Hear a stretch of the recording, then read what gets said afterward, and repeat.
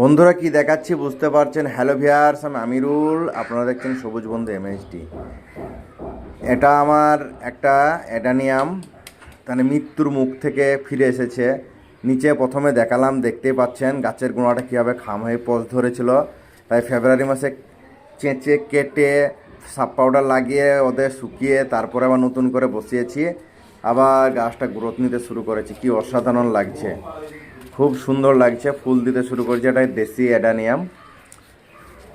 একটা ফুল এসেছে, কি বলে গাছটা মৃত্যুর মুখ থেকে ফিরে এসেছে, যা খুব মনে খুশি পাচ্ছি, ভালো লাগছে। গাছটা আমার মরে যায়নি, মরে যাওয়ার মতো হয়ে গেছিলো, পুরো শেষ হয়ে গেছিলো একবারে। আবার চেঁচে চুঁচে কেটে কুটে ফাঙ্গিসাইড লাগিয়ে ওদের শুকিয়ে লাগানোর পরে আবার ফিরে এসেছে।